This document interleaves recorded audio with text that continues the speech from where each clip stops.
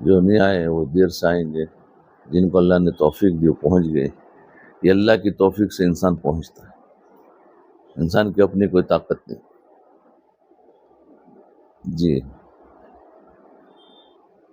تو ذمہ داران اس میں صرف 7-8 ہی ہے نا، باقی تو سب دوسرے نوجوان ہیں۔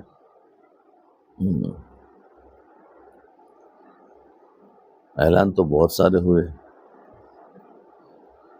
تو خیر اللہ تعالیٰ نے ہمیں بھیجا ہے، کوئی آپ کو سکھانے کے لیے نہیں بلایا ہو کہ کوئی آپ کو چیز سکھائی جائے، بلکہ ماشاءاللہ آپ تو ہے ہی قوم کے بڑے ہو، قوم کے بڑے ہو اور قوم میں خدمت کر رہے ہیں،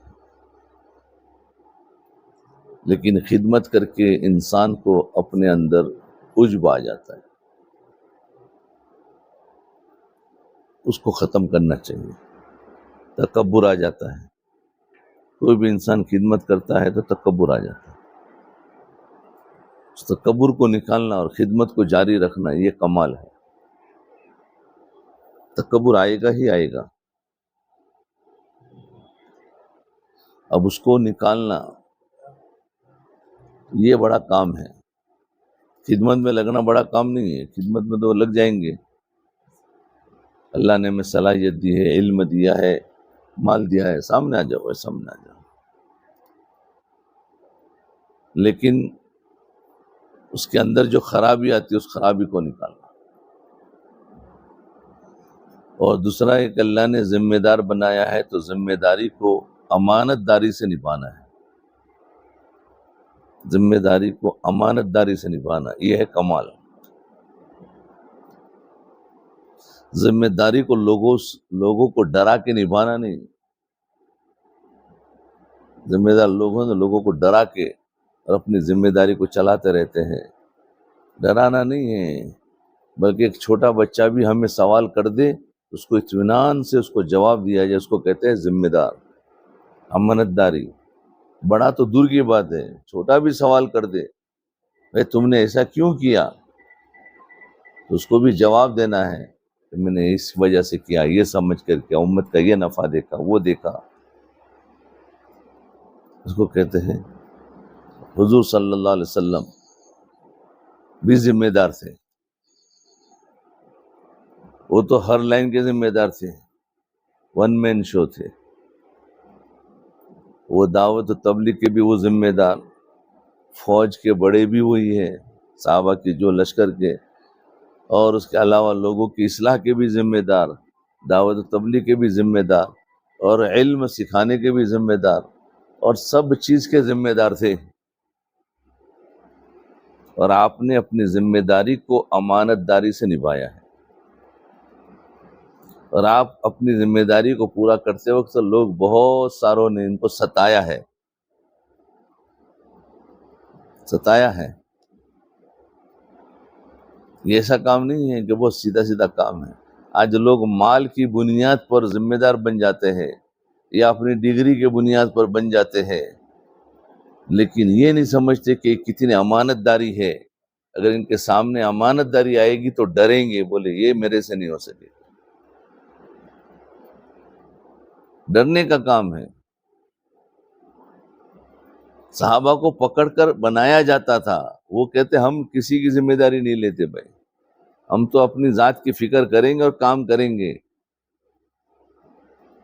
جی، حضور صلی اللہ علیہ وسلم پر ذمہ داری تو ڈالی گئی ہے، لی نہیں ہے، اللہ تعالیٰ نے ڈالی ہے۔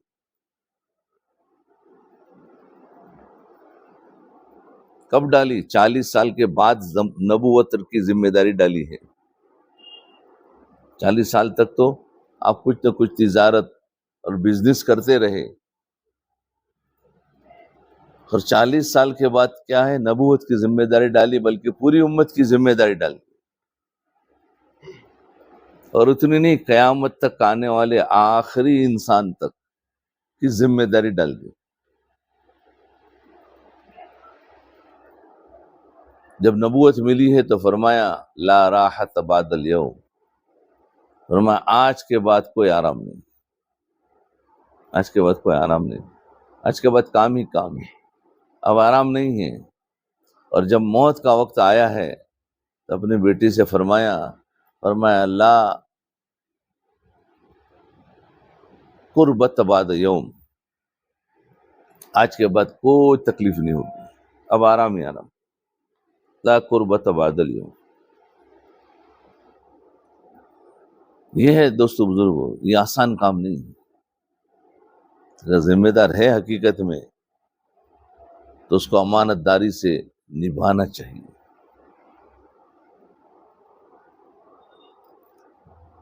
اور حضور صلی اللہ علیہ وسلم نے کیسے امانت داری سے کام کیا کہ اس کے بعد اپنا بزنس بند، اس کے بعد اب اس کام کے لیے فارغ ہو گئے۔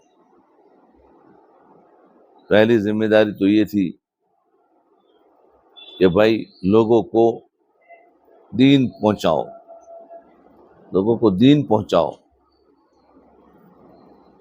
تو آپ نے صفا پہاڑی پر پہلے چڑھے اور صفا پہاڑی پر بیٹھ کر سارے لوگوں کو جمع کیا اور سب سے پوچھا کیا میں جو کہوں گا تم مانو گے؟ تو سارے جو لوگ آئے تھے مشرکین، وہ سب نے کہا کہ تم تو سچے ہو، تمہاری بات سچی ہے، تم جو بات کہو گے وہ ہم ضرور مانیں گے۔ اسلام نہیں لائے لیکن ان کی زندگی ایسی تھی کہ غیر مسلم بھی، مشرک بھی ان کو سچا مانتا، مشرک بھی ان کو سچا مانتا، اور خالی سچا نہیں، اپنی امانتیں ان کے پاس رکھواتا تھا، اتنا سچا۔ وہ یہ نہیں دیکھتے تھے یار یہ تو ایسے ایسے، حالانکہ ان کو پتا تھا کہ یہ الگ ہے انسان، لیکن یہ نہیں، فرمایا ہے امانت دار، کچھ بھی ہو ہماری امانت میں کوئی خیانت نہیں آ سکتی۔ وہ اپنے بندوں کے پاس امانت نہیں رکھواتے تھے، حضور کے پاس امانت رکھواتے۔ ان کے آپس میں کوئی جھگڑے ہو جاتے تو حضور کو بلاتے تھے، فرمایا آ کر ہمارا فیصلہ کرو۔ ان کے بندوں سے فیصلہ نہیں کراتے تھے، کہ ان کو پتا تھا کہ یہ بندہ فیصلہ کرے گا تو وہ ایسا ہوگا کہ ہم سب اس کو مانیں گے، ہم فیصلہ کریں گے تو شاید کچھ مانیں گے کچھ نہیں مانیں گے، جھگڑا ہو جائے گا۔ ان سب نے کہا، یہ ساری باتیں تھی، سب نے کہا ہم آپ کی بات کو مانیں گے، اور حضور نے کہا ایک کلمے کو پڑھ لو کامیاب ہو جاؤں گے، اس کلمے کو پڑھ لو کامیاب ہو جاؤں گے۔ تو جو سارے تعریفیں کر رہے تھے وہ سب کہنے لگے کہ کیا تو نے ہم کو اس کام کے لیے بلایا تھا؟ دامن جھاڑ کر اٹھ گئے۔ رواج کے خلاف ان کو جب کلمہ پیش کیا ہے، ایک بھی ماننے کے لیے تیار نہیں۔ انسان رواجی طریقے کا پابند ہوتا ہے، رواج کے خلاف کوئی قدم بڑھائے، چاہے دین کا کتنا ہی اچھا کام ہو، آج بھی لوگ قبول کرنے کے لیے تیار نہیں ہوتے۔ رواج کے خلاف نہیں ہونا چاہیے، چاہے وہ کتنی ہی بڑی شریعت ہو، فرمایا نہیں، ہم نہیں مانیں گے۔ تو اس کو کہتے ہیں جہالت۔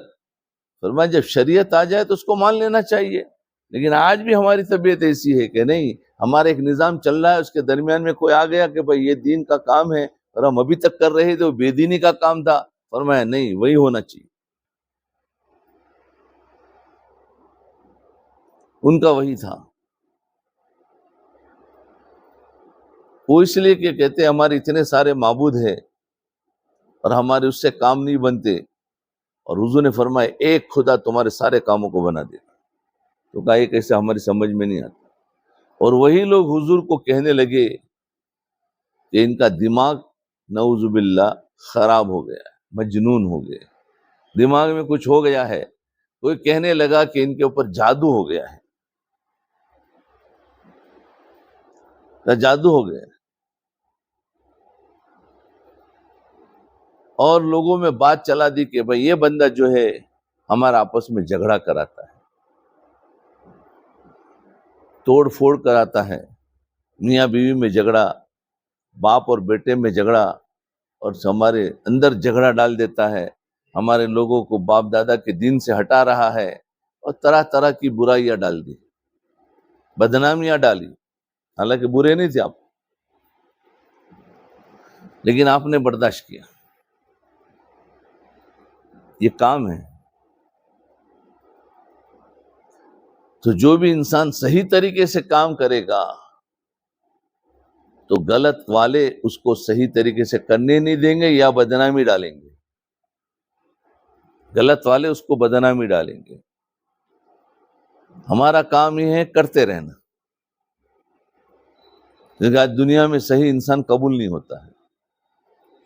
ہاں، آج بھی وہی حال ہے کہ جو جتنا صحیح چلے گا اتنا اس کو نکال دیا جائے گا، سوسائٹی سے بھی نکالے، بولے یہ بندہ صحیح نہیں ہے، اور لوگ کہیں گے یہ بندہ صحیح نہیں ہے، اس پر الزام ڈالیں گے، حالانکہ بیچارہ بے گناہ ہے، بالکل صحیح ہے۔ وہی چیز آج ہمارے ساتھ ہو رہی۔ تو ہمارے ہر کام کے اندر، لیکن ہمیں کیا کرنا ہے؟ ہمارے پر بدنامی آئے تو برداشت کرنا ہے، بولے میری نبی کی سنت زندہ ہو رہی ہے۔ اپنا معاملہ اندر سے صحیح ہوگا تو لوگوں کی برائی ہمیں کوئی نقصان نہیں دے سکتی، اور وہ ہمارے کام کو بند نہیں کرا سکتے۔ جی، تو حضور نے دیکھا کہ یہ لوگ بات نہیں مان رہے ہیں، تو آپ نے اپنی ذمہ داری کو پورا کرنے کے لیے پھر مینا کے ٹینٹ میں گئے۔ حاجیوں کے زمانے میں، حج کے زمانے میں، موسم میں حج میں ٹینٹ میں جا کر دعوت دیتے تھے، ذمہ داری پوری کرنے کے لیے کہ اللہ نے مجھے جس کام کے لیے بھیجا ہے وہ کام مجھے پورا کرنا۔ جی، اور ٹینٹ میں جاتے تھے تو وہاں پر بھی اللہ نے ایک حاسد کھڑا کر دیا تھا۔ جب صحیح کام کرتا بہت سارے حاسدین کھڑے ہو جاتے۔ کا چچا جو ابو لہب تھا وہ آپ کے پیچھے پیچھے چلتا تھا، اور حضور جس کے پاس بیٹھ کر ذہن بناتے تھے دین پر آنے کا اور اسلام پر آنے کا، تو وہاں سے جب حضور اٹھ جاتے تھے یہ جا کے ان سے کہتے یہ میرا بھتیجا ہے، میں اس کو خوب جانتا ہوں۔ بھتیجوں کو تو ظاہر بات ہے چچا جانتا ہے نا، جتنا عام پبلک نہیں جانتی، کہا میں خوب جانتا ہوں، بس یہ ہے تھوڑا دماغ کا ٹھیک نہیں ہے۔ نعوذ باللہ، کتنا برا لگتا ہوگا، اور آپ کو بات پہنچتی ہے تاکہ اس کا دماغ کا ٹھیک نہیں ہے، بہکی بہکی باتیں کرتا ہے، اور ہم نے اس کو نکال دیا ہے گھر سے، اب تم لوگوں کو آ کر بہکاتا ہے تو تم کبھی اس کی بات میں نہیں آنا۔ اللہ اکبر۔ آج اگر ہمارے بارے میں کوئی سا بولے ہم برداشت کریں گے؟ ذرا دیکھو کہ حضور نے برداشت کیا، لیکن آپ اپنا کام کرتے رہے، یہاں تک کہ آپ اپنا وہ اپنا کام کرتے تھے، حضور اپنا کام کرتے تھے۔ فرمایا بہکانے والوں کا، لوگوں کو بہتان دینے والوں کا کرنے تو وہ اپنا کام کرے۔ حضور اس کو کچھ نہیں بولتے تھے، کوئی لڑائی نہیں کرتے تھے کہ نہیں میں اللہ کا رسول ہوں، میرا یہ جو چچا ہے جھوٹ بولتا ہے اور یہ ہے، نہیں، کوئی بحث نہیں کی۔ یہ اصول نکلا کہ جب اگر ہمارا معاملہ اللہ کے ساتھ میں صحیح ہو ہر اعتبار سے، تو پھر لوگ اگر ہمارے بارے میں کتنی بھی بدنامی کرے، صفائی دینے کی ضرورت نہیں ہے، وہ خود اللہ صفائی اتارے گا۔ آج تو ہم خود ہی اندر سے گڑبڑ ہوتے تو پھر صفائی دیتے، وہ صفائی دینا یہی گڑبڑ ہونے کی علامت ہے کہ تم صفائی دے رہے ہو۔ بھئی معاملہ اگر نہیں مان رہے ہیں تو یہ جو ہے وہ میں نے کر دیا، اب آپ نہ مانو، آپ اس پر جو چاہے کر لو، وہ آپ کے اوپر ہے۔ حضور کبھی بھی بحث اور صفائی نہیں دی کہ جھوٹ بولتا ہے میں صحیح کہہ رہا ہوں، نہیں، کہیں بھی نہیں گئے۔ ہر جگہ پر بس آپ کہہ کے جاتے ہو، پیچھے سے وہ سارا پانی پھیر دیتے تھے۔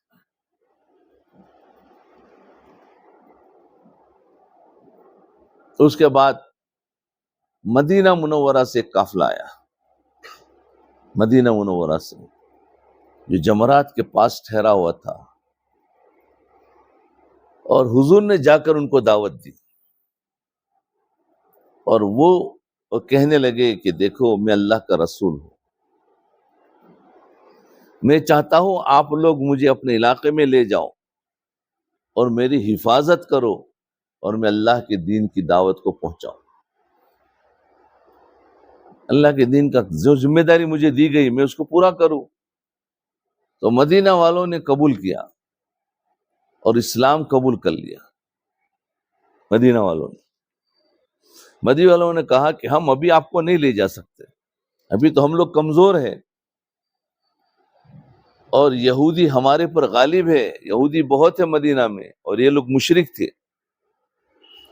یہودیوں کا غلبہ ہے، کیونکہ یہودی نبی علیہ الصلوۃ والسلام کے پیدا ہونے سے 300 سال پہلے مدینہ میں پہنچ چکے تھے، مدینہ میں جا کر آباد ہو گئے تھے۔ ان کو سب کو پتا تھا ایک نبی آنے والا ہے، نبی آخر الزماں، جو آخری نبی ہوگا۔ وہ یہ سمجھ رہے تھے ہمارے قبیلے میں سے ہوگا اور ہم ان کا استقبال کریں گے۔ یہودی اس طرح مدینہ میں آ کر آباد ہو گئے تھے۔ بنو قریظہ اور بنو نذیر، یہ دو قبیلے یہودیوں کے بڑے بڑے قبیلے تھے جن کا کتابوں میں تذکر آتا ہے۔ لیکن کہا کہ یہودی ہمارے پر غلبہ ہے اور ہم لوگ تھوڑے ہیں، ہم اپنا غلبہ پا لیں گے، اس کے بعد ہم آپ کو لے جائیں گے، اور آئندہ سال ہم آئیں گے دوسرے ساتھیوں کو لے کر تو ان کو بھی آپ دعوت دیں گے تو زیادہ ہم لوگ ہو جائیں گے، اور اس کے بعد ہم آپ کو لے جائیں گے۔ دوسرے سال حج میں آئے تو دوسرے ساتھیوں کو بھی لے کر آئے ذہن بنا کر۔ حضور ان کے ٹینٹ میں پہنچے اور وہ پہلے سال میں 6 ساتھی اسلام لائے تھے، دوسرے سال میں دوسرے بھی اسلام لائے۔ انہوں نے کہا کہ ہمیں ایک معلم بھیجو ہمارے ساتھ تاکہ ہم کو سکھائے۔ حضرت عبد الرحمن رضی اللہ عنہ کو ان کو معلم بنا کر بھیجا، کہا جاؤ ان کے ساتھ میں مدینہ میں، اور یہ پہلا ہے جنہوں نے مدینہ میں جا کر محنت شروع کر دی، دعوت کی محنت۔ اور مدینہ میں کچھ نہ کچھ گھرانوں میں لوگ اسلام داخل ہو چکا تھا۔ حضور صلی اللہ علیہ وسلم تو کب پہنچے ہیں؟ جب حکم ہوا ہے، جب جا کے آپ نے ہجرت کی ہے، لیکن اسلام مدینہ میں سب سے پہلے پہنچ چکا تھا۔ دوسرے کسی قبیلے والوں نے مانا نہیں، سب ماننے کے لیے تیار ہوتے تھے تو یا تو ابو لہب آ کر ان کو بہکا دیتا تھا، یا تو ان کا سردار آ کر ان کو بہکا دیتا تھا، یا تو وہ کہتے کہ ہم اپنے جائیں گے اور آئندہ سال آ کر آپ کی قبول کریں گے۔ اس طریقے سے سارے لوگوں نے جواب دیا، لیکن مدینہ والوں نے تو پہلے ہی قبول کر لیا۔ اس لیے دین مدینہ سے پھیلا، حقیقت میں مینا سے پھیلا ہے۔ جہاں حاجی حج میں جائیں گے 8ویں ذی الحجہ کو مینا کے میدان میں ہوتے ہیں، وہی منظر ہوتا ہے، وہاں پر سکھایا جاتا ہے، ایک دوسرے ٹینٹ میں جاتے ہیں اور دعوت دیتے ہیں اور ان کو حج سکھایا جاتا ہے۔ جی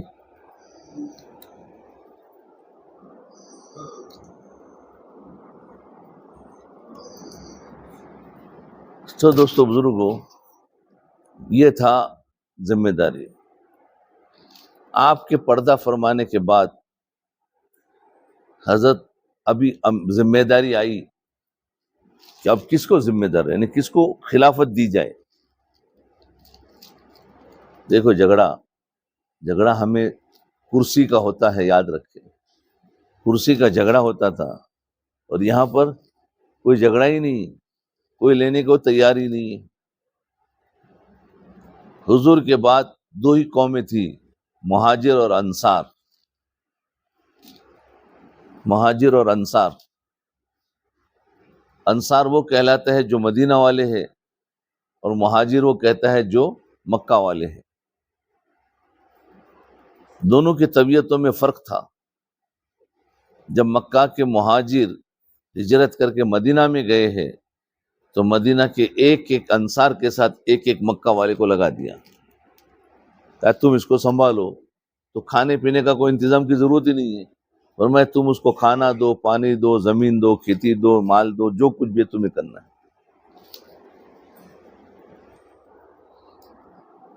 اس طریقے سے یعنی شریعت نے ہمیں بتایا کہ تمہارے پاس یہ مہاجر اور انصار والا طریقہ اختیار کرو گے تو کسی پر بوجھ نہیں پڑتا ہے اور سارا کام چل پڑتا ہے۔ بوجھ کچھ لوگ کریں گے تو پھر مال جمع کرنا ہے، مال کی حفاظت کرنا ہے، مال کا حساب رکھنا ہے، فلاں کرنا ہے، یہ سارا کرنا پڑے گا۔ اگر نہ کیا گیا تو اس میں پھر بدگمانیاں پھیلتی ہے، اس نے ایسا کیا ہوگا یا اس وجہ سے اس نے لیا ہوگا، ارے یہ سارا آپ لوگ زیادہ جانتے ہیں۔ لیکن وہاں پر تو یہ حال تھا کہ بھائی ہر ایک اپنے اپنے سنبھالے، کوئی حساب نہیں، کوئی مال جمع کرنا، کچھ نہیں، یہ طریقہ تھا۔ حضور نے یہ طریقہ بتایا تھا تاکہ آنے والی امت بھی اسی طریقے پر چلے۔ اس کے بعد حضور کے جانے کے بعد انصار کا وہ ہوا، انصار اور مہاجر تھے، تو انصار نے زیادہ محنت کی تھی، جہادوں میں شہید وہی ہوئے ہیں، مال بھی انہوں نے خرچ کیا ہے، صحابہ کو پالا، سب کچھ دیا ہے۔ جب اب خلافت کا وقت آیا تو مہاجر میں سے خلیفہ بنایا جا رہا ہے۔ انصار اور مہاجر میں جھگڑا ہو جاتا تھا، لیکن حضرت ابوبکر رضی اللہ عنہ نے انصار کی بڑی فضیلت بیان کی، ان کو جمع کیا، جمع کر کے انصار کی بڑی فضیلتیں بیان کی، فرمایا تمہارے ساتھ میں اللہ کے رسول اتنے خوش تھے اور ایسا تھا ویسا تھا، سارے انصار خوش ہو گئے۔ اس کے بعد کہنے لگے ابھی امت کو جوڑنا ہے تو امت قریش پر جڑے گی، انصار پر نہیں جڑے گی، تو اس لیے ہم قریش میں سے امام یعنی خلیفہ چاہتے ہیں کہ اس میں سے کوئی خلیفہ بن جائے۔ تو سارے انصار نے کہا کہ ہم اس کے لیے تیار ہیں۔ انصار کو اللہ کے رسول صلی اللہ علیہ وسلم نے فرما دیا تھا، کیا فرمایا تھا کہ میرے جانے کے بعد مہاجر کو ترجیح دی جائے گی اور تمہیں پیچھے ہٹایا جائے گا، تو تم صبر کرنا، لڑائی نہیں کرنا، اور صبر کرنا اور حوض کوثر پر آ جانا، میں تمہیں وہاں بدلہ دوں گا مرنے کے بعد، دنیا میں تم اس کا بدلہ مت ڈھونڈنا، میں بدلہ دوں گا۔ تو انصار نے بات سن رکھی تھی، انہوں نے کہا ٹھیک ہم تیار ہیں۔ اب کہا قریش میں سے کس کو کب خلیفہ بنائے، تو سارے کے سارے ساتھی تیار ہوئے۔ حضرت ابوبکر رضی اللہ عنہ، ابوبکر رضی اللہ عنہ نے فرمایا نہیں عمر کو بنا لو، کسی نے کہا عثمان کو بنا لو رضی اللہ عنہ، کہا علی کو بنا لو، لیکن حضرت عثمان اور علی اور سب نے مل کر کہا نہیں خلیفہ تو آپ ہی ہوں گے۔ دیکھو مشورے سے بنایا، کوئی بن نہیں گیا۔ آج ہم بڑے بن جاتے ہیں، بھائی چلو میں فلاں چیئرمین ہوں، میں پھر ذمہ دار، میں فلاں کا ذمہ دار۔ بھائی جو بن جاتا ہے اس کے اوپر مدد نہیں آتی، جس کو بنایا جاتا ہے زبردستی، اللہ کی مدد اس کے ساتھ ہوتی ہے، کیونکہ ہمیشہ جتنا ڈرنے والا ہوگا وہ اتنی امانت داری سے پورا کرے گا، اور جو لینے والا ہوگا وہ اتنی خیانت اتنی کرے گا، وہ خیانت اتنی کرے گا، کیونکہ اس کو بڑا بننے کا شوق ہے۔ اور یہاں تو یہ تھا کہ دوسروں کو بنایا جا رہا ہے تو وہ بھی کہہ رہے ہمیں نہیں بننا ہے، آپ بنو، تو سب نے آپ کے ہاتھ پر بیعت کر کے بنا دیا گیا۔ ایک آدمی تھا جس نے حضرت ابوبکر رضی اللہ عنہ کی خلافت کو نہیں مانا۔ یہ ہمارے لیے اصول ہے کہ ہم اپنی جگہ پر کام کریں گے تو ہمارا مخالف کھڑا ہوگا، ہمارا مخالف کھڑا ہوگا، لیکن مخالف کے ساتھ کیا کرنا، چھیڑنا نہیں ہے۔ یہ حضرت ابوبکر رضی اللہ عنہ کا ایک ہی مخالف ہے، باقی سارے مان گئے۔ ہم کہتے ہیں ارے ایک سے کیا ہوگا، چھوڑ دو اس کو، سب تو میرے ساتھ میں ہیں، میرا کام بن جائے گا۔ فرمایا ایک کو بھی ایک مت سمجھو، اس کو اگر چھیڑ دیا گیا تو یہ پورے گروپ کو توڑ سکتا ہے، اور اپنا اور امت میں توڑ ہو سکتی ہے۔ حضرت ابوبکر رضی اللہ عنہ نے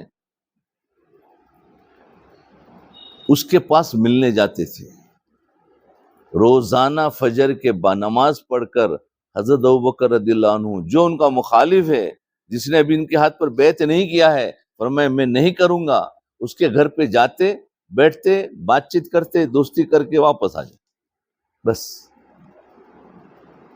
یہ کیوں جا رہے ہیں؟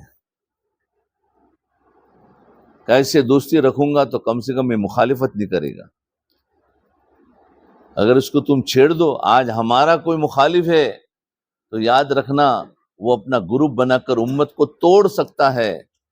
مخالف کے ساتھ میں کیسے معاملہ کرنا، اپنا معاملہ تو صحیح ہو، اس کے باوجود بھی کوئی مخالف ہو تو اس کے ساتھ سلام دعا کری جائے. یہ اصول ہے، لیکن ہم چھوڑ دیتے ہیں. آپ جتنے ذمہ دار، اس میں تو ہر چیز کی ذمہ داری ہے، کہیں حساب کتاب کی ذمہ داری ہے، کہیں لوگوں کی ذمہ داری ہے، کیونکہ امت ساری کے ساری اس کی ذمہ داری آپ لوگوں پر ڈالی گئی ہے. جو دین کی محنت کرتے ہیں، کچھ علماء ہے وہ بھی ذمہ دار ہے. دعوت و تبلیغ کی محنت کے جو کام کر رہے ہیں وہ بھی ذمہ دار ہے. وہ اپنی ذمہ داری کو کیسے نبھائے، یہ ہے اصول. فرمایا، کہا کہ حضرت ابوبکر رضی اللہ عنہ روزانہ جاتے تھے. وہ ساتھی کہتا تھا کبھی کبھی کہ ابوبکر تم یہ چاہتے ہو کہ میں تمہاری خلافت مان لوں؟ وہ پوچھتا تو حضرت ابوبکر رضی اللہ عنہ کیا جواب دیتے ہیں؟ سبحان اللہ. کہتے میں نہیں کہتا کہ تم میری خلافت مان لے، میں یہ کہتا ہوں جہاں سارے لوگ ہیں اس کے ساتھ تو بھی جڑ جا. کا بات کرنے کا انداز دیکھو، یہ ہے بات کا انداز. اس میں بھی نہیں میں آ گئی، ہاں میرے ساتھ جڑ جا، تو تیرا کام بن جائے گا. یہ ہے، کوئی رشوت سے نہیں. آج تو ہم کبھی رشوت دے کر کسی کو اپنا ساتھ کر لیتے، کسی کو کچھ دے کر چپ کر لیتے ہیں. یہ سارا دنیا میں ہوگا، آخرت میں پکڑے جائیں گے. سیرت میں کہیں نہیں ہے. سیرت میں اپنے اعمالوں کو صحیح کیا ہے، اور اعمالوں کے بعد کسی نے پوچھا ہے تو سیدھا اپنا پورا جواب دیا ہے. فرمایا یہ میرا اعمال نامہ ہے، لیکن کہیں بھی چپ نہیں کیا ہے. تم کون ہوتے ہو حساب لینے والے؟ تم کون ہوتے ہو پوچھنے والے؟ امت کو حق ہے. ایک مرتبہ حضرت عمر رضی اللہ عنہ منبر پر کھڑے تھے، جمعہ کا دن تھا، مجمع پورا بھرا ہوا تھا. پوچھا اطیعو اسمعو، فرمایا میری بات سنو، میری اطاعت کرو. ایک شخص کھڑا ہوا، لا نطیع ولا نسمع، کہ ہم آپ کی بات نہیں سنیں گے اور ہم آپ کی اطاعت نہیں کریں گے. بتاؤ کتنی ہمت. عمر رضی اللہ عنہ امیر المومنین نے ڈانٹا نہیں، چل تو کون ہوتا ہے، بیٹھ جا. فرمایا کیوں؟ دیکھو جن کا معاملہ اندر سے کلیئر ہوتا ہے اس کو تو دل میں کوئی خوف ہی نہیں ہے، اس کو تو دل میں کوئی خوف ہی نہیں ہے. وہ تو پوچھے گا کہ بھائی کیا ہوا، تم میرے بارے میں کچھ برا کہہ رہے تو کیا ہوا بتاؤ مجھے، تاکہ اس کو غلط بات پہنچی ہو تو صفائی ہو جائے، اور حقیقت ہو تو میں توبہ کر لوں. بات مرتبہ مجھے پتہ نہیں ہوتا، غلط بات میرے سے ہو جاتی ہے. تو ان کو تو کوئی خوف تھا نہیں تھا، چپ نہیں کیا. فرمایا کیا ہوا؟ کہنے لگے امیر المومنین مال غنیمت ابھی تقسیم ہوا اور سب کو ایک ایک چادر ملی ہے، لیکن آپ کے بدن پر میں دیکھ رہا ہوں 2 چادریں ہیں. دیکھو سوال کر لیا. امیر المومنین کو پکڑنے والے لوگ تھے، وہ نہیں چھوڑتے تھے کہ امیر المومنین ہم کیا ہے. ذمہ داروں کو بھی پکڑنے والے لوگ ہوں گے تو سمجھنا چاہیے وہ اچھا خیر کا زمانہ ہے، اور ذمہ داروں کو پکڑنے کے لیے لوگ ڈرنے لگے تو یہ شر کا زمانہ ہے، یہ شر کا زمانہ. حضرت عمر پوچھ لیا کہ آپ کے پاس، ان کے پاس 2 چادریں جب کھڑے تھے ممبر پر تو دکھ رہی تھی. تو حضرت عمر رضی اللہ عنہ نے جواب دیا، وہی خطبے کے وقت میں ہی جواب، خاموش نہیں، تاکہ سب کے سامنے سوال ہوا ہے سب کے سامنے جواب آ جائے. انہوں نے اپنے بیٹے عبداللہ رضی اللہ عنہ سے پوچھا بیٹا جواب دو. وہ کھڑے ہوئے، کہا کہ چادر تو سب کو ایک ایک ملی تھی، مجھے بھی ایک ملی تھی اور امیر المومنین کو بھی ایک ملی تھی، لیکن میں نے اپنی چادر امیر المومنین کو، میرے والد کو ہدیہ کر دی ہے. سبحان اللہ.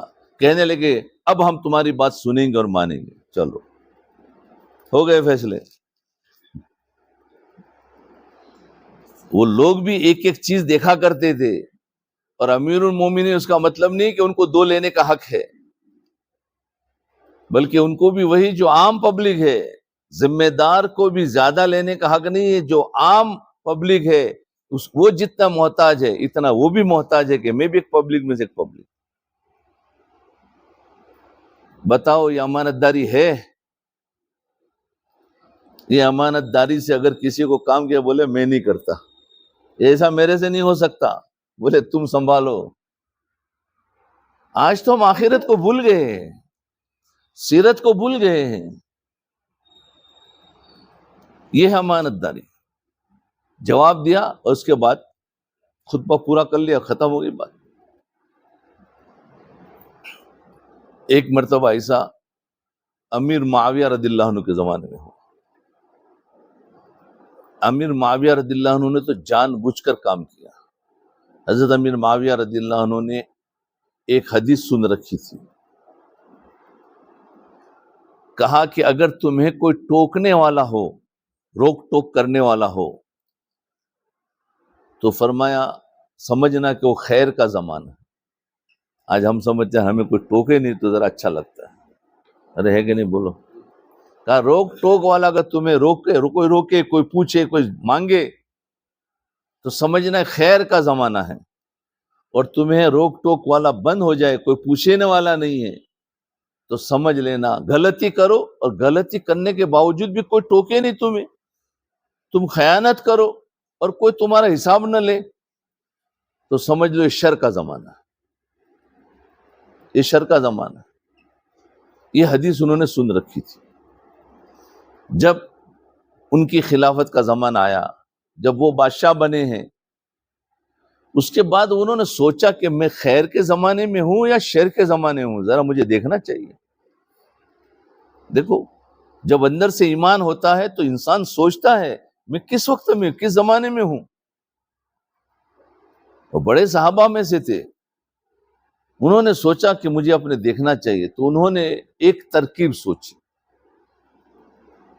کہا کہ جب تمہیں کوئی ٹوکنے والا نہیں ہوگا تو شر کا زمانہ ہوگا. تو انہوں نے جمعہ کے دن منبر پر خطبہ دیا اور اس میں کہا کہ بیت المال جو ہے وہ میرا ہے، اور میں جیسے چاہوں اس کو استعمال کر سکتا ہوں. یہ جان بوجھ کر کہا. ساری پبلک سن رہی ہے، کوئی بھی ہمت کر کے کھڑا نہیں ہوا. وہ ڈر گئے. خطبہ پورا ہو گیا، نماز ہو گئی. اب وہ اندر اندر ڈر لگ رہا ہے کہ میں نے اتنی بڑی غلطی کی ہے لیکن مجھے کوئی ٹوکا نہیں. تو خیر ان لوگوں کی عادت تھی کہ میں 3 جمعہ تک کہوں گا، اس کے بعد میں فیصلہ کروں گا میں کس زمانے میں. تو ایک جمعہ میں تو کسی نے ان کو ٹوکا نہیں، اور وہ ڈرتے رہے، سوچتے رہے اپنے بارے میں کہ کون سے زمانے میں آ گیا. دوسرا جمعہ آیا. دوسرے جمعے کے اندر انہوں نے بیان دیا، اس بیان کے اندر وہی غلطی کی. فرمایا بیت المال میرا ہے اور میں اس کو جیسے چاہے استعمال کروں. اب اس میں بھی کوئی ٹوکنے والا نہیں رہا، کسی نے آ کر کوئی غلطی نہیں بتائی. انہوں نے کہا میرے پاس ایک ہی جمعہ ہے، اللہ کرے کہ اس میں کوئی ٹوکنے والا مجھے مل جائے تو میرا خیر کا زمانہ گنا جائے. تیسرا جمعہ آیا. تیسرے جمعے میں وہی بات ہوئی. تو درمیان میں سے ایک شخص کھڑا ہوا کہنے لگے امیر المومنین، بیت المال عوام کا مال ہے، اور آپ اس کو اپنی مرضی سے نہیں استعمال کر سکتے، بلکہ اس کو مشورے سے، عوام کے مشورے سے اس کو استعمال کر سکتے ہو. عمر حضرت انہوں نے دیکھو، وہ تو اللہ سے ان کا تعلق تھا، ایمان اتنا قوی تھا، اس کو ڈانٹا نہیں ہے بلکہ منبر پر سے اترے، اس کی پیشانی کو بوسہ دیا اور کہنے لگا کہ تو نے میرے ایمان کو بچا لیا، تو نے میرے ایمان کو بچا لیا. میں جان بوجھ کر 2 ہفتے سے کر رہا تھا، مجھے کوئی ٹوکنے والا نہیں تھا، تو نے ٹوکا ہے. اور پھر حدیث سنائی کہ وہ حدیث سنی ہے میں نے کہ جس میں کوئی ٹوکنے والا ہوگا تو خیر کا زمانہ ہوگا، اور اگر کوئی ٹوکنے والا نہیں تو شر کا زمانہ ہو. تو آج تو نے مجھے ٹوکا ہے، برا نہیں لگا ہے، بلکہ تو نے میرے ایمان کو بچا لیا. اور آج اگر ہمیں کوئی آ کر ٹوکے تو بھائی بولو، اس کے ساتھ دشمنی ہو جاتی ہے. یاد رکھو جتنے ذمہ دار ہیں ان کو چاہیے، ان کو اگر کوئی ٹوکے تو بیٹھ کر حساب دو، بیٹھ کر اس کی بات کو صاف کرو، بیٹھ کر بدگمانی کو دور کرو. اور اگر اس کو ڈانٹ کر الگ کر دیا تو سمجھنے لگو کہ ہم خود شر میں ہیں، ہمارا شر بڑھتا جائے گا. کیوں کہ سامنے والوں کو جب ٹوک دیا تو وہ تو چپ ہو جائے گا، پھر بولے گا نہیں، پھر اس کو بول کے کیا فائدہ، مانتا ہی نہیں. ٹوکنے والے کا راستہ کھلا رکھو، تو جس وقت بھی چاہے وہ مجھ سے پوچھ سکتا ہے. مشغولی کے وقت میں ہو، فرصت کے وقت ہو، ہاں اس کو کہو میں تجھے فلاں ٹائم پر جواب دوں گا. اگر ہماری مشغولی کا ٹائم ہے، لیکن اس کو پوچھنے کا حق ہے، لیکن چپ کرنے کا حق نہیں ہے. اگر ایسی زندگی ہماری یہاں کلیئر ہوگی، موت کے بعد سیدھا جنت ہے. ذمہ داری جو ہوتا ہے جیسے ایک تو علماء کی ذمہ داری ہوتی ہے، پورے عوام پر دعوت کے کام کرنے والوں کی ذمہ داری ہوتی ہے پورے عوام پر. ایک ایک عوام کے ساتھ پیار اور محبت سے دین کی دعوت کو پہنچانا ہے. ڈانٹ ڈپٹ نہیں، جھڑکنا نہیں ہے، تنگ نہیں کرنا ہے کہ کوئی آدمی مسجد چھوڑ دے، کوئی آدمی مدرسہ چھوڑ دے. تو یہ ذمہ داروں کا کام ہے کہ ایک ایک، حضور صلی اللہ علیہ وسلم ایک ایک کو پیار اور محبت سے سمجھایا ہے. آپ نے اپنی ذمہ داری، وہ لوگوں نے ہماری مخالفت تو کی ہے، لیکن حضور نے ان کے لیے کوئی بد دعا نہیں. اس کو کہتے ہیں ذمہ داری کو امانت داری سے نبھانا. اور اگر کوئی حساب کتاب کا ذمہ دار ہے یا مسجد کے انتظامیہ کا ذمہ دار ہے، اس کو بھی چاہیے کہ میرے نفس کی وجہ سے میں کوئی کام نہ کروں، بلکہ علماء سے مشورہ لے کر اور دیکھ کر کہ اس میں شریعت کیا کہتی ہے، شریعت کے مطابق عمل کر.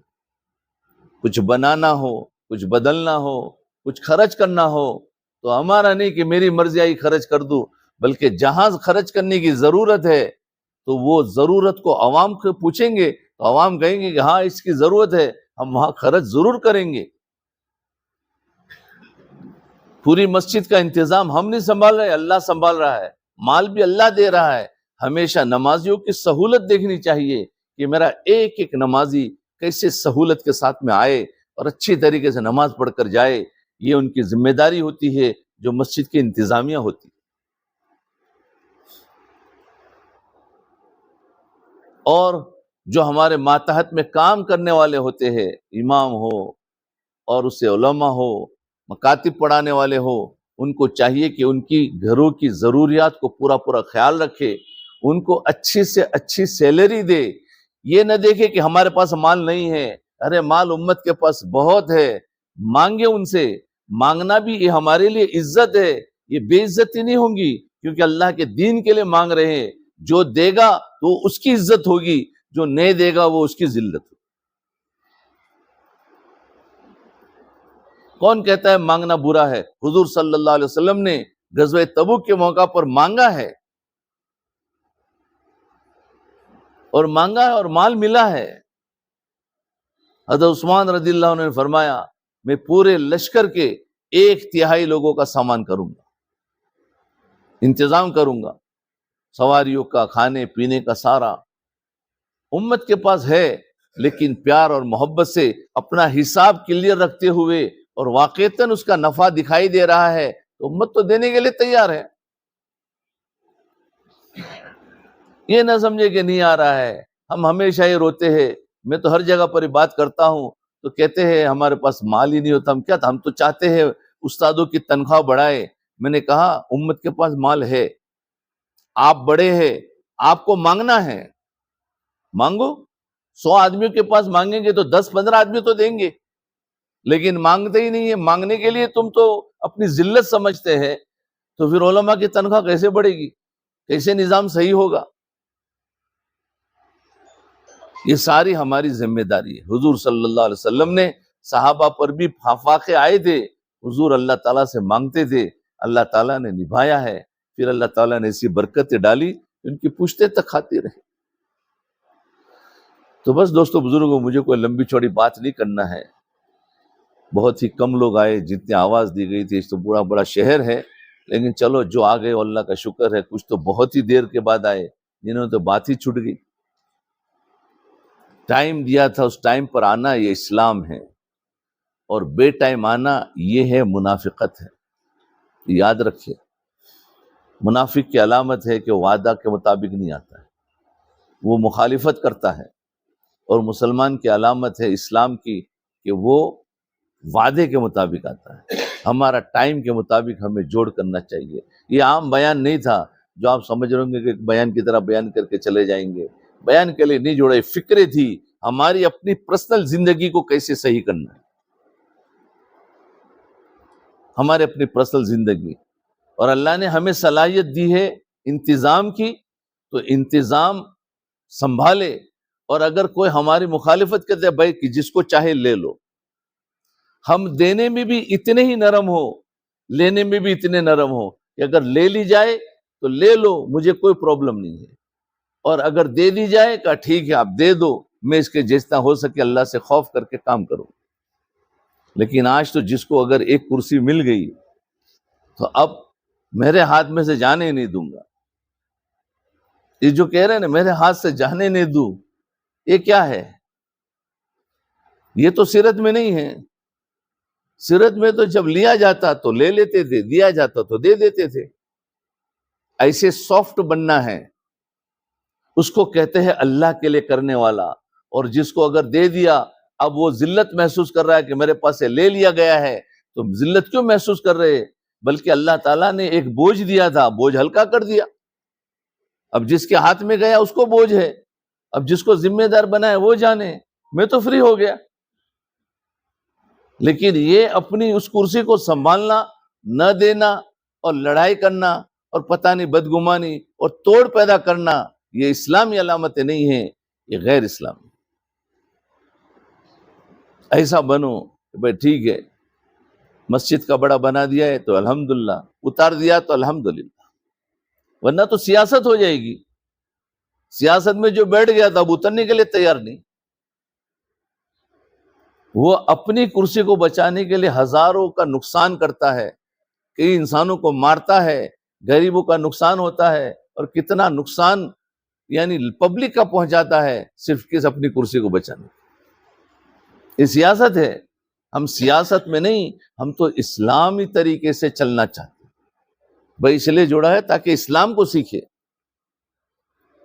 اور اسلام میں تو حضرت ابوبکر رضی اللہ عنہ فرماتے تھے بھائی جس کو بھی چاہیے میری خلافت لے لو, تم چلاؤ. وہ ہر وقت تیار تھے. ہاں, یہ نہیں تھا کہ ہمیں لینا ہے, یہ ہونا چاہیے. اس کو کہتے ہیں اسلام. ہمارے اندر اسلام کو لانا ہے. ہم جس قسم کے, ویسے تو ہر میں سے ہر ایک ذمہ دار ہے, اپنے گھر کا ذمہ دار ہر ایک ہے. یہ اپنے گھر کے اندر بھی کیسے سنبھالنا ہے, یہ سارے ذمہ داروں کا کام ہے. بس اللہ تعالی ہم سب کو اس پر عمل کی توفیق عطا فرمائے. کریں گے نا بھائی؟ بری لگی ہو کوئی چیز تو معاف کر دینا, اور اچھی لگی ہو تو پکڑنا اور اس پر چلتے رہنا. کسی کو سوال ہو تو پوچھو.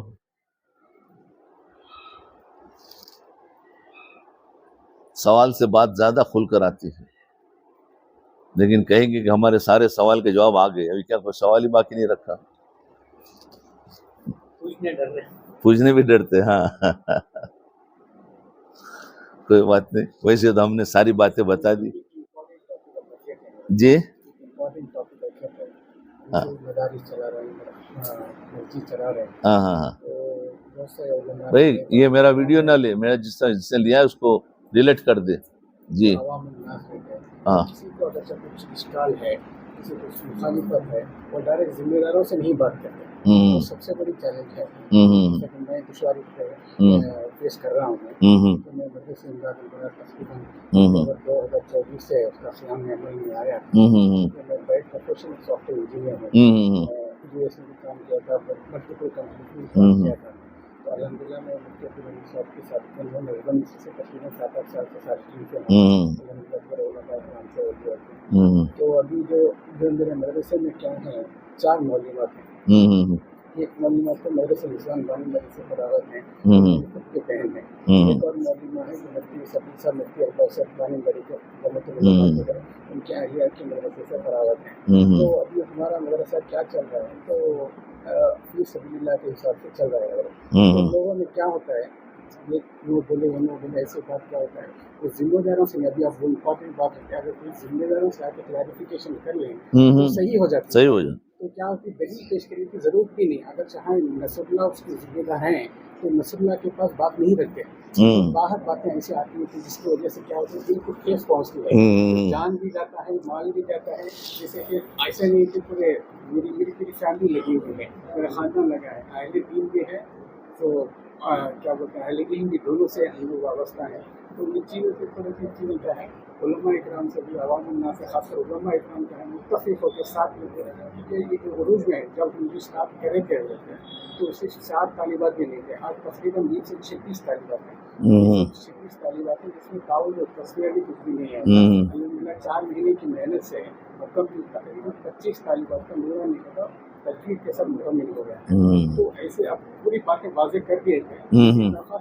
वहाँ पे जिम्मेदार भी बैठे हैं, अगर किसी को कुछ है तो ओपन ऐलान करने के लिए मैं फिर से रेडी। हाँ बिल्कुल सही है। मेरे पास क्या है, एक ओपननेस है। Clarification feel free to reach out to me. ठीक है, जब मेरे शेख यही तालीम देते हैं तो तकब्बुर नहीं लेके आना।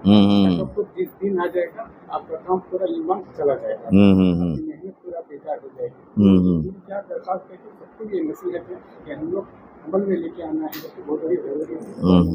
लेके आ गए तो वक्त फिर से मैं सबको मैं ये करना चाहता हूँ, किसी को कुछ इश्काल है, कुछ है तो साथ लेके काम करेंगे तो उसमें खैर के फैसले होंगे। बात सही है आपकी। असल में बाद मरतबा आवाम जो है, और जिसमें अवाम में ईमान वाले होंगे वो डायरेक्ट आकर मिलेंगे, लेकिन वो नहीं मिलते हैं। ये खुद पीछे पीछे बात करना ये मुनाफिकत की अलामत है कि पीछे पीछे बात कर रहे हो, डायरेक्ट पूछो। मेरे पास एक बार भी बात नहीं आई। हाँ, इतना अफसोस होता है क्योंकि मेरी जो बहनें हैं, ये बेवा है, ये किडनी इन्फेक्शन कराया है, वो तो पूरा अपनी जान माल पूरा ऑफ कर रहे हैं, बाकायदा उनको सैलरी दे रही है, अच्छी से अच्छी सैलरी दे रही है, 4 मौजूदात का रैंक का सब जा रहे हैं।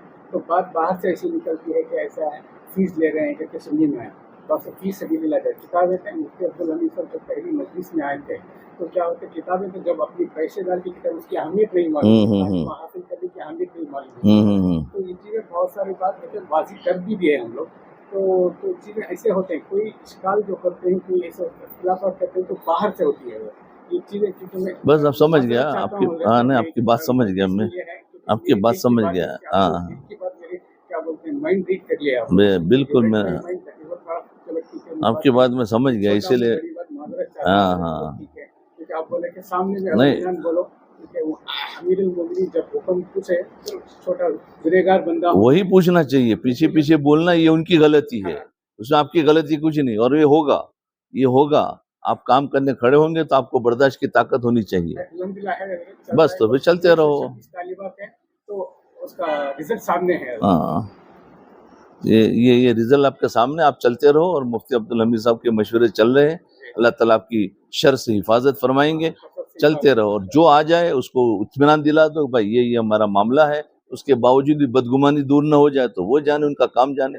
हमारा मामला क्लियर हो गया, क्योंकि हर एक को मुतमईन करना हमारा काम नहीं है, उसकी नफसानियत के हिसाब से। अगर वो वाक़ईतन ईमान वाला है तो वो मुतमईन हो जाएगा कि भाई इसका ये, या राय देगा अच्छी, या इसको यूं करो या यूं करो, जो भी है राय देना चाहिए। तो ये इस तरीके से, बाकी आप अपने हिसाब से चलते रहो, ठीक है। हफ्ते और इज्तिमा चल रहे थे। हाँ मदरसा जिस तरह हमारा हजरत खोले जब से जरा हफ्ते और इज्तिमा में ज़रा कमज़ोरी आई, तो मुस्तफ़ा बोल रहे हैं नहीं आप पढ़ी के ले जाना, तो एक दिन पहले सुनाना पड़ेगा। तो हमें हजरत के पास भी गए थे, पहले तो हमें उसे कोई मना नहीं किया, वो जब भी आ सकते हो पढ़ने के लिए आने दो। वो इज्तिमा जहाँ पर जाना चाह रहे हैं इंशाल्लाह वो इज्तिमा को हमें जाने के लिए इजाज़त दी है। वो ज़रा खुलने की वजह से ज़रा इज्तिमा में ज़रा कमज़ोरी आई, جو پڑھنے کے لیے جا رہے ہیں نا وہ ہفتے واری اجتماع کی برکت سے وہ جتنے مستورات جا رہے ہیں پورے ہفتے واری اجتماع میں انشاءاللہ عید تعداد میں آ رہے تھے. اب وہ پڑھنے دیکھو کے شوق میں جب پڑھیں گے انشاءاللہ پڑھنا ضروری ہے. وہ ذرا بولے تو اچھا رہتا. بھائی دیکھو ایک مسجد میں نمازی ہے، اب کوئی دوسری مسجد کھلے گی نمازی تو وہاں جائیں گے. اب کہتا ہے نہیں یار تم نے کیوں مسجد کھولی ہے، ہماری نمازی کم ہو گئے. تو آخر نماز ہی میں ہے نا، کہ ایسا تو نہیں کہ بے نمازی بن گئے. یہ بات یاد رکھے.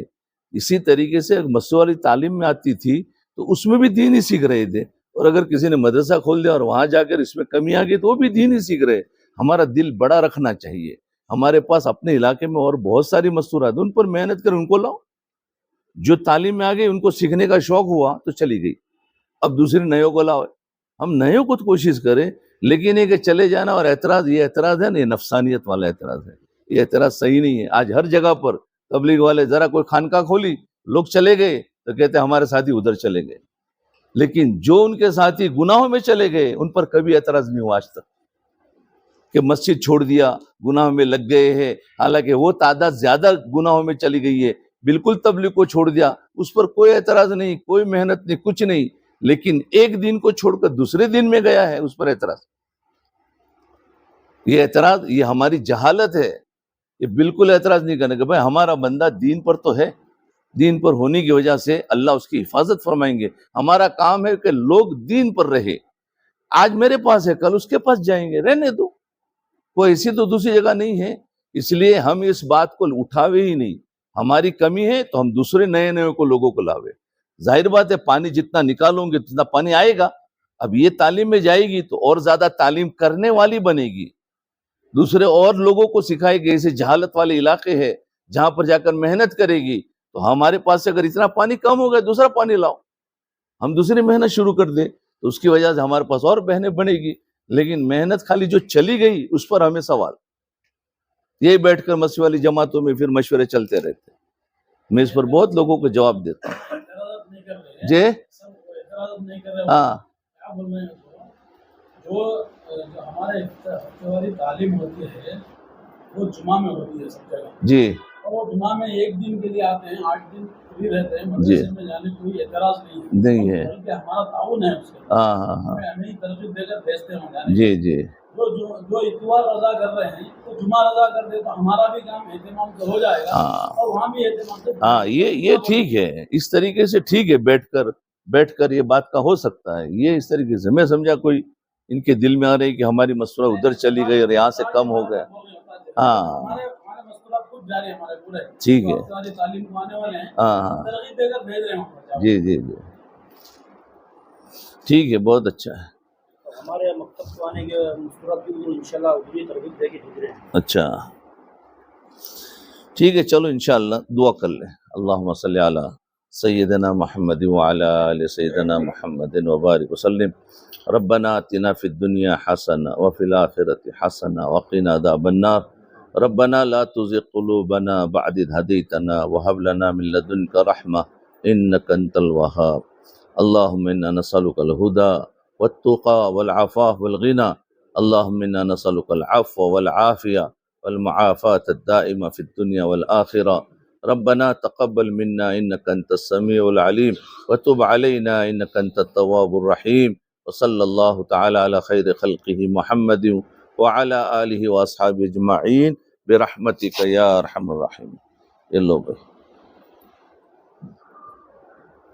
کیا مولوی اعزاز بہت دیر سے پہنچے گئے جب بیان ختم ہو گیا. عبد الرزاق بھی دیر سے آئے.